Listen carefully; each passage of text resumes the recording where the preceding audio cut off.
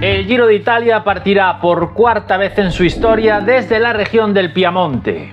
La última vez fue en la edición del año 2021, aquella ganada por Egan Bernal. Y este año comenzamos sin prólogo. La primera jornada, el sábado 4 de mayo, tenemos una etapa en línea de 161 kilómetros con salida en Venaria Reale y final en Turín. A mitad de etapa se subirá a Superga, un hecho que servirá de recuerdo a los 75 años del accidente de avión que se llevó al Gran Torino. El 4 de mayo de 1949, el avión que llevaba todo el equipo de fútbol, y cuando volvían de Lisboa de disputar un partido amistoso contra el Benfica, llegando a Turín, las condiciones climáticas eran terribles y la poca visibilidad hizo que el avión perdiera altura y se estrellara contra el muro de la Basílica de Superga. La maglia rosa que se entregará al final de esta etapa tendrá ahí, como pueden ver, un recuerdo a este Gran Torino del año 1949. Y ojo cómo va la cosa, la segunda etapa finaliza en alto. 161 kilómetros con salida en Francesco al Campo y final en el Santuario de Europa. Casi 12 kilómetros de puerto con una segunda parte donde se frecuentan tramos entre el 9 y el 13%. Aquí ganó Pantani hace 25 años, pocos días antes de su expulsión del Giro, e Indurain en 1993, el penúltimo día de esta carrera, selló en su cima su segundo Giro de Italia.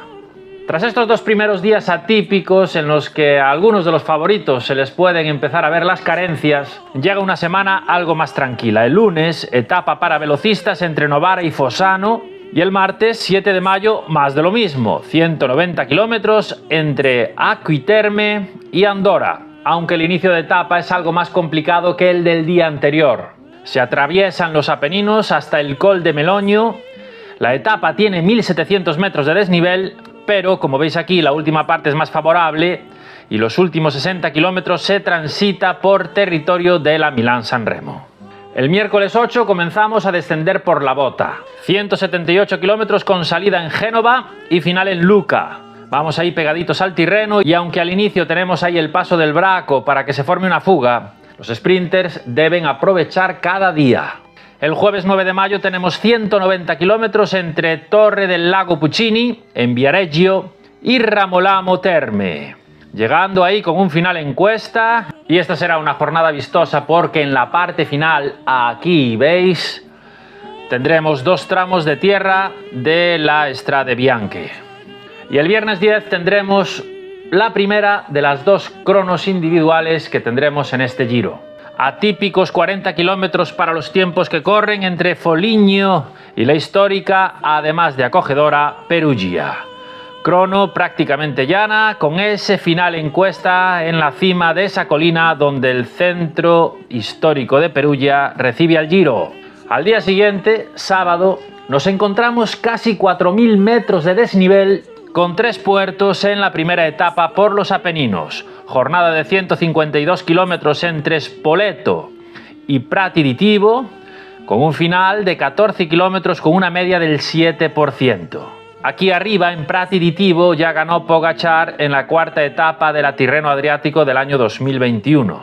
Una clara señal de lo que puede pasar este día. Y esta va a ser la segunda ocasión en la que finaliza aquí una etapa del Giro. La anterior fue en 1975, en la tercera etapa. Aquel día llegaba en solitario Giovanni Battaglin. Y ojo, porque el domingo, cuando parecía que íbamos a tener un gran fin de semana de ciclismo, en la novena etapa bajamos con 214 kilómetros hasta Nápoles desde Avezzano en una etapa dominical que amenaza sprint masivo. Y después de esta jornada de domingo, el lunes 13 de mayo, tendremos la primera jornada de descanso. Vamos con la segunda semana de carrera. El martes 14 salimos de la volcánica Pompeya para vivir una montañosa etapa por el sur de los Apeninos. 142 kilómetros con final en Cusano Mutri, en Boca de la Selva, puerto de cerca de 20 kilómetros bastante tendidos, ahí en la primera parte, ojo, y algo más duro de cara al final. Los últimos 5 kilómetros tienen una media del 7,2%. Este fue un puerto de paso en el Giro del año 2016 y también en el del año 2021. Y esta va a ser la primera vez que acaba la etapa arriba. El miércoles vuelven los hombres rápidos para la 11ª etapa. 207 kilómetros pegaditos a la costa del Adriático entre Fogliano di Valfortore y Francavilla al Mare. Y al día siguiente tendremos más playa. Seguimos subiendo por la Bota de Italia pegaditos al mar y tenemos 193 kilómetros entre Martinsicuro y Fano, con un terreno un poco más sinuoso que el día anterior, pero solo un poco. Y el viernes, planicie total en la 13ª jornada. 150 metros de desnivel acumulado en los 179 kilómetros que unen Riccione y Cento. Esta etapa, como visteis, se comenta sola. Ojalá que sople algo de viento. Y así llegamos a un nuevo fin de semana. El sábado, la otra contrarreloj individual. 31 kilómetros totalmente llanos entre Castiglioni dell'Estiviere y Desenzano del Garda. Y el domingo, tras el esfuerzo de la crono, llega un etapón de montaña. 220 kilómetros y 5.400 metros de desnivel acumulado entre Manerva del Garda y Livigno.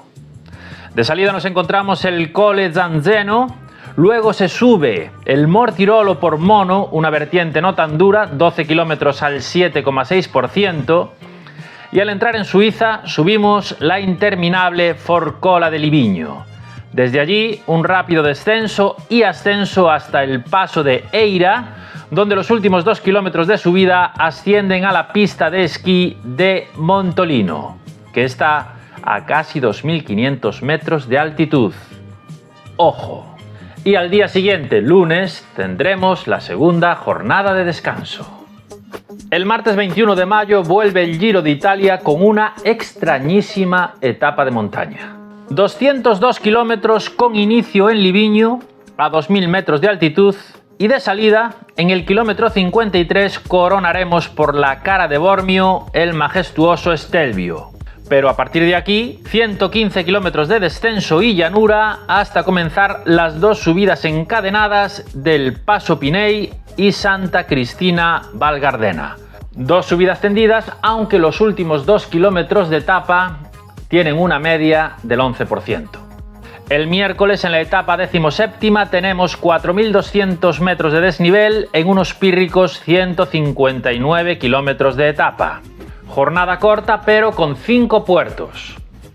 Salimos di Selva di Val Gardena y tras subir y bajar el paso del Zela, el paso Role, el paso Govera y el paso del Brocon, ascenderemos de nuevo este último puerto, pero desde el lado más duro, una vertiente nueva cuyos últimos 2 kilómetros tienen una carretera estrecha que ronda el 12% de media.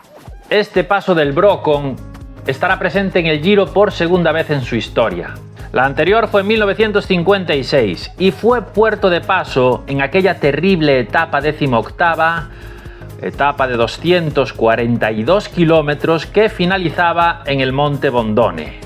Aquel día, el francés Charles Gaulle sentenciaba el Giro de Italia en una terrible jornada de lluvia y nieve y donde abandonó más de medio pelotón, incluido el líder de la carrera hasta ese día, el italiano Pasquale Fornara.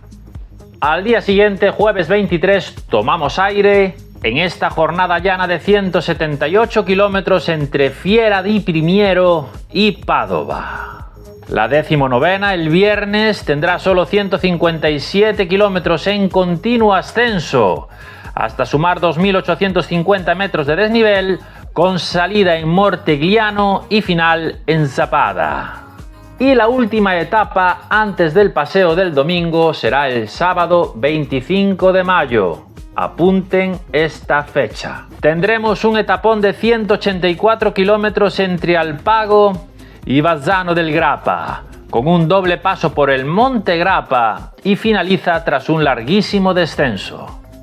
El Monte Grappa tiene unos durísimos 18 kilómetros, con una media del 8,1% y tiene algún tramo, como veis aquí, que llega hasta el 17%.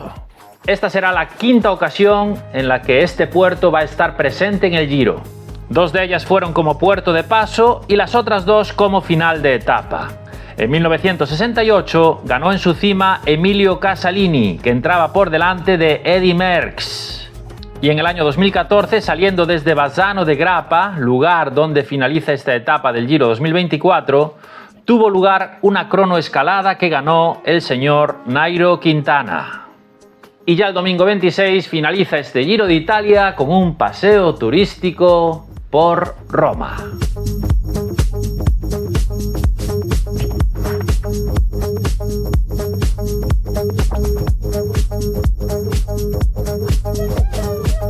El kilometraje de las etapas no son excesivamente extensos, cosa que ya empieza a ser habitual. Tendremos 2 cronos que, bueno, ya empiezan a recuperar kilometraje y unas cuantas jornadas para que se luzcan los sprinters. Sobre el papel falta algo de dureza, no me voy a poner nostálgico, pero como siempre esto va a depender de los protagonistas. Tadej Pogačar es sin duda el principal favorito, no lo vamos a descubrir aquí, y en una segunda línea, pero ojo, muy lejos, nos encontramos a gente como Geraint Thomas o Arensman de Ineos, ojo a Arensman, Damiano Caruso, Daniel Felipe Martínez, Ben O'Connor y, por qué no, Nairo Quintana. El Visma manda como jefe de filas al joven Cian Uijs de Brooks y quizás veamos también delante a Hugh Carthy y, por qué no, también al español Juan P. López, que viene de ganar el Tour de los Alpes. Si no estuviera Pogačar, este Giro, sin duda, tendría un final incierto, pero, salvo acontecimientos externos, esta canción que empezaremos a escuchar el 4 de mayo suena ya a una canción conocida. Chao.